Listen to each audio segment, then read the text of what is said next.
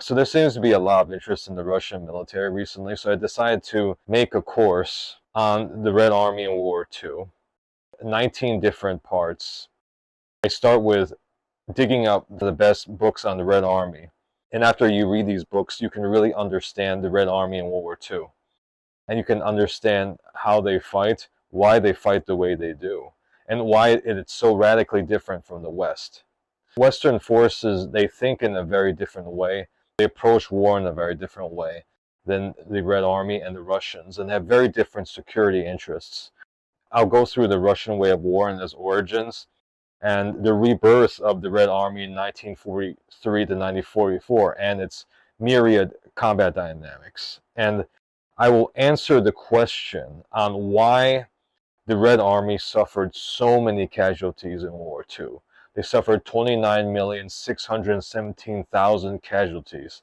That's dead, missing in action, wounded, crippled. Besides that, there's millions and millions of unaccounted persons, which they lack data for. So this is a very much a lowball number, and it's absolutely insane.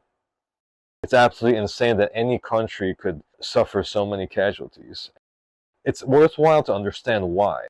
How did this happen?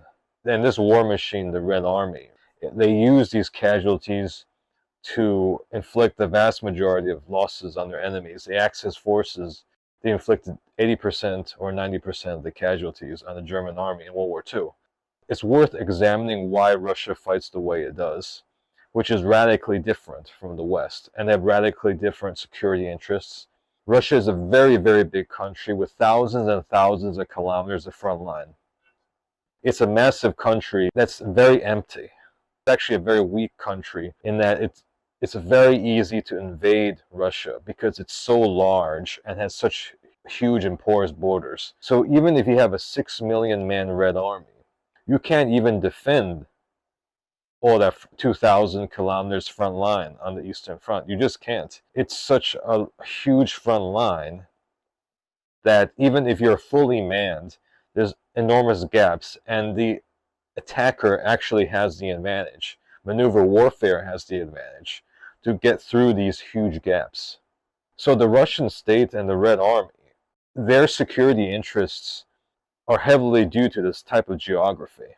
That's why their army is so enormous. That's why they seek to mobilize the whole male population. Why they attack as a form of defense. They attack all the time. They're trying to deny the enemy, which in their eyes is the combined West, any sort of initiative.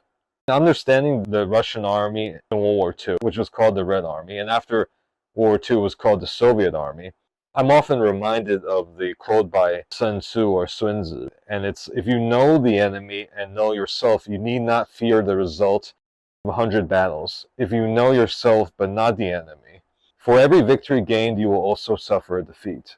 If you know neither the enemy nor yourself, you will succumb in every battle. If you want to understand current events and you want to understand the Eastern Front of World War II, which is continental warfare, you have to go back to an earlier time period. You have to go back to the Russian Civil War, and even before that, the Russo-Japanese War, and understand the Russian military thinking and combat doctrine that emerged in the 1920s and 1930s. After the communists achieved victory in the Russian Civil War, they created this thing called the Red Army, and it was the Red Army of the workers and peasants. If you hear the Red Army of workers and peasants, that's the proletariat, and that's something very Marxist-Leninist like terminology. But it's also a recognition that Russia was a developing country and not as developed as their potential enemies, the combined West. Their whole security interest is about repelling an invasion of their country or invading other countries to create buffer zones. They create these buffer zones in order to keep the combined West as far away as their key cities, Moscow and St. Petersburg, and also their industrialized areas like Kiev and Kharkov and the Donbass. They acknowledge that they are not technologically that advanced compared to the West. So what the Soviets did was they industrialized. The biggest reason why they industrialized was for their security interests. They wanted to be able to defend themselves and be able to wield power. So they launched this absolutely ruthless industrialization program, which cost the lives of millions and millions of people. And they were able to create a centrally planned economy, a centrally planned war economy. But the problem was that it was centrally planned. When things are centrally planned, there's a lot of misallocation of resources. So they have a Russian industry that's produced huge numbers of tanks, huge numbers of aircraft, huge numbers of tube artillery. But it doesn't produce enough motor vehicles, it doesn't produce enough ammunition. The ammunition is woefully inadequate for the number of tubes they have. And it gets worse because in Barbarossa, the Germans literally occupied 303 munition plants all across the Western Soviet Union. And they're short of ammo, and also their electronics and communications industries are really behind the West. So in terms of battlefield communications, even until the end of the war, even with all the Lend-Lease deliveries, they're still pretty much behind the West, and their troops suffer accordingly. You have an industry that's not really balanced, a military-industrial complex that's not entirely balanced, and you have problems with the country itself. The country itself is actually mostly a third world country. The average Russian peasant, the average Russian worker only has a few years of schooling. Especially in the Russian villages, the life is very pre-industrial, basically. So you have a very low standard of education, and you have a limited portion of your population that's actually educated. So the army of workers and peasants will have to match that certain level of education. It can't be highly professional and highly educated like the Wehrmacht or like some of the top echelons of the British and US Army. These people, they can't even read. They can barely read. So you have this elephant in the room where a lot of their troop training isn't great, and you have to institute very centralized control mechanisms from the top down, because you have a lot of undertrained troops. You have some troops that are actually well trained. You have airborne forces, you have armored forces that they're better trained. You have a lot of educational defects, and you don't have a professional NCO corps. So they have to create this military system with basically a lot of social defects. And even a lot of the white officers of the Tsarist Imperial Russia regime, who actually populated the upper ranks of the Red Army after the communist victory. They knew that morale was a big issue with the Russians. Russia is a very, very big country with a lot of different districts. It's very multi-ethnic. The people are actually not too keen to fighting to the last man for the regime. They're just not. In the Russian Civil War, millions and millions of people actually just deserted. And in World War I, you see the breakdown in the Russian army. So in order to control these people, you have top-down orders-based system, and you have to have a police state inside of the army itself. You know, the infamous commissars, the penal companies and battalions. And you have very, very draconian punishments. If you do something wrong, you might get court-martialed. And it's a lot of Red Army veterans would say that they had the enemy, which was the Germans, but they also had an enemy, and it was themselves. It was their officers. And it was the system, the terrifying bureaucracy they were trapped in. Basically a soldier-slave system. So you have this military-industrial complex that can produce the most tanks in the world. There was a time I believe they produced the most aircraft in the world, at least in the beginning. And until then, they were surpassed by the United States. Crazy amounts of artillery pieces and anti-tank guns and tube artillery of all sorts. And you have these great production potentials, but they're missing a lot of the force multipliers, the complements, and the training and the organization structures to really optimize each piece of equipment. You also have the security interests of defending a gigantic front line. This means that they have to go for quantity over quality. And that's what happens to the Red Army, right? So the Red Army before Barbarossa, they expand from 1.5 million people to under 6 million people. And the quality is completely diluted down, and it's just super low quality combat forces. But the thing is, when you have so many lower quality forces, at least you can defend a really long front line. Even though the troops are pretty indifferent in quality, they aren't very efficient either. So prior to World War II, you have many conversations going on in the Russian General Staff about the nature of future war against the combined West. So they have two major factions of thinking. One is the war of attrition, and one is the war of maneuver. And the war of attrition is represented by Alexander Sevchin's thinking, and also all these other Russian commanders that eventually got purged. Sevchin also got purged. And their thinking is that the future war will always be a war of attrition. That means that you need a mass army as big as possible. And you need to be able to mobilize as many people as possible. And you need to be able to absorb as many losses as possible. And in actuality, the military aspect of warfare is actually a small portion of the strategic value of armed conflict. The political side, the economic side, the social side, these are actually larger factors than just the military. So in their thinking is that you should be prepared to fight a very, very long war of attrition, like 5 years or longer than that. And all your organizing efforts have to be based on being able to fight for 5 or 6 years. And you use that time to slowly develop a war economy. And you have to basically build a new army to replace the initial army that you lost in the beginning of the war. And this is a big argument within the Red Army itself. So they see a Western tendency to go toward high technology, elite professional forces, well-paid, very professional, and small. To them, they think it's just ridiculous because these small forces, they will be expended in the initial period of the war. They're bound to become burnt out in casualties. So you have to make a game plan that can last a 5-year, like a 5-year plan, basically. These Soviets are also thinking about the war of position. And due to the great lengths of Russia, the endless expanses of Russia, they find that you have to attack as a form of defense, because these empty spaces are simply like undefendable. So you have to be always attacking.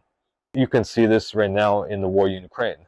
And when you guard this very long front line, you really do have to attack as a form of defense. Because when you attack, it's like a suction. It's like a magnet for enemy forces. And you deny them the initiative because they have to defend from your attacks. This also plays into the idea that they really do need quantity. And it's with this quantity that they're able to stop the Germans. And the German army is actually a much better army, tactically superior to the Red Army. But with this much larger and lower quality army, and very rapid force generation, very rapid and ruthless mobilization, they're able to create a system where they can keep on fighting. So in the ideas of positional warfare and the war of attrition, the ideas of Alexander Sevchin, the war is a long game of chess. And you got to navigate everything, politics, economics, society, and then military. And you have to recreate a new military using what you learned before. And in the final act of the struggle, there will be a final battle, like some kind of strategic reserve that you pull out of your pocket. And this will be utterly devastating. And this final battle, this final attack will decide the whole affair and end it.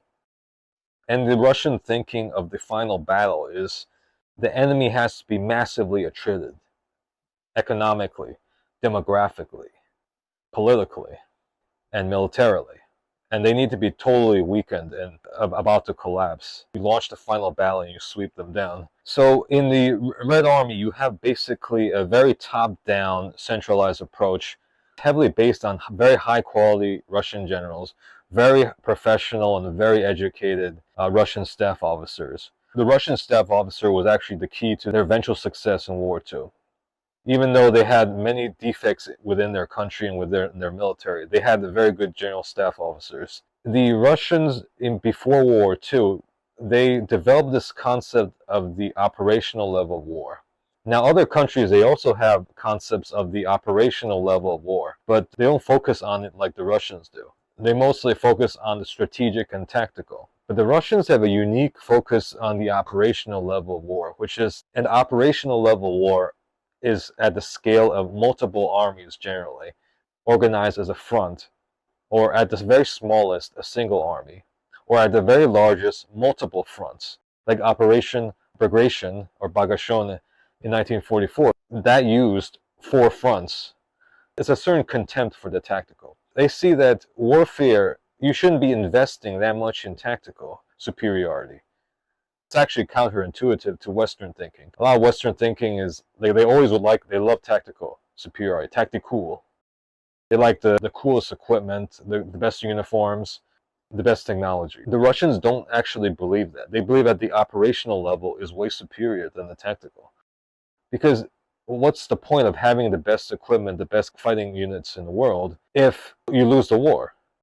It mirrors the German army, because the German army had amazing combat units, and it eventually lost the war. They had amazing tank aces, air aces, U-boat aces, very good panzer generals, but they still lost. The Russians, they just focus on the operational, and they all focus on the strategic.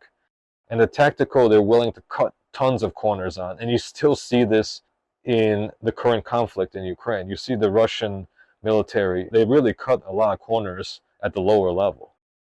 Their goal is always to maximize strategic power and operational power. So the communist legacy of Russia gives them a certain paranoia against the combined West. They know that Russia is very big and very weak because it has such massive borders and it's so easy to invade.